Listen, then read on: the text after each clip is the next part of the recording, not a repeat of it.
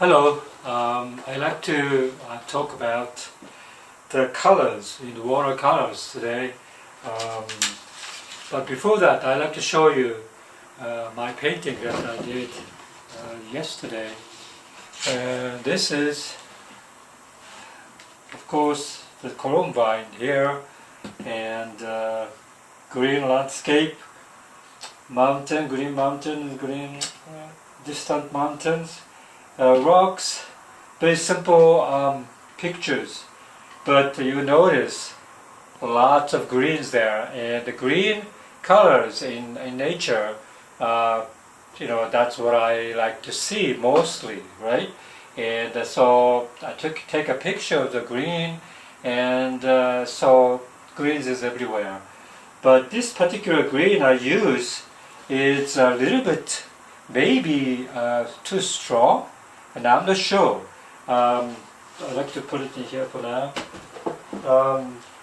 I have a watercolor set, which is the like a sap green and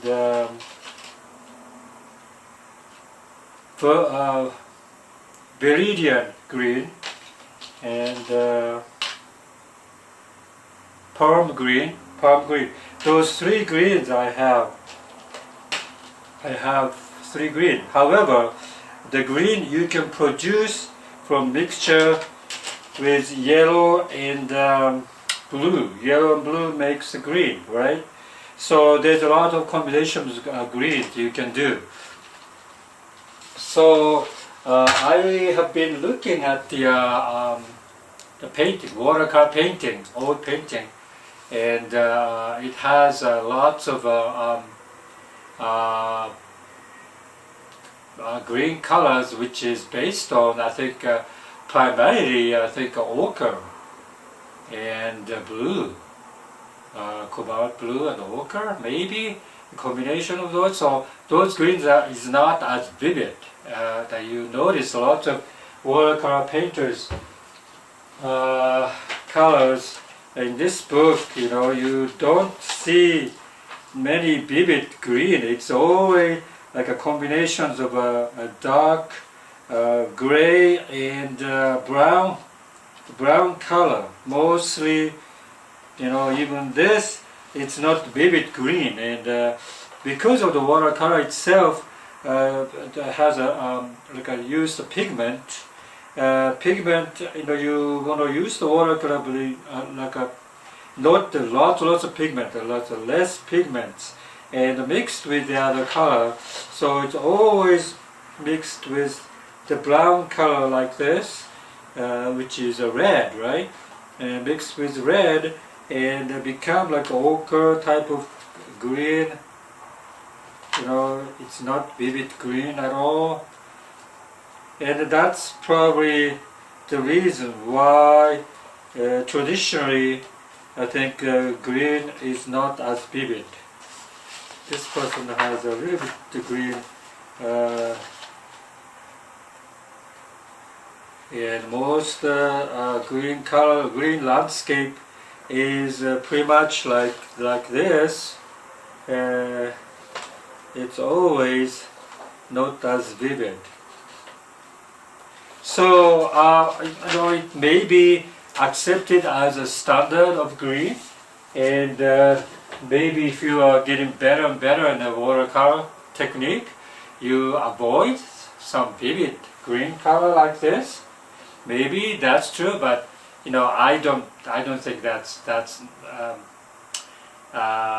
I don't think that's proper. Like a blue, for example, you want to use the blue as vivid as blue, yellow as vivid, and probably all the watercolors is kind of muted colors, and they don't use the vivid color.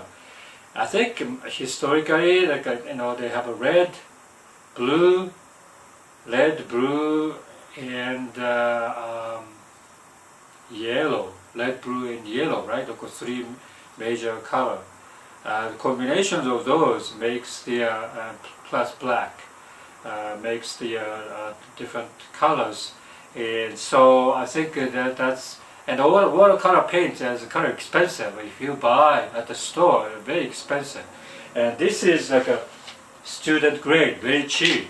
And they produce lots of very nice colors. And I love this because even the blue, I cannot decipher the difference between discriminate between the cerulean blue, phthalo blue, ultramarine, cobalt blue, and there's also different blue there. It's almost look the same to me, and I use for any of those blue for the sky or the water colors. So yeah, the colors I think over the years I think changed.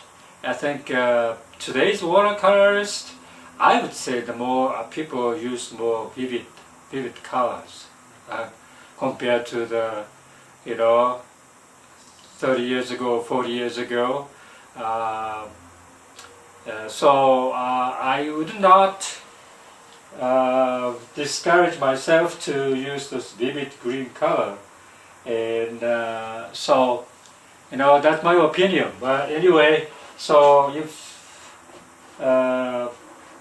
when you see in the nature, it's green is like a stand out, very vivid, and it's not like a ochre or kind of a dull color of green. It's very strong green to me, and try to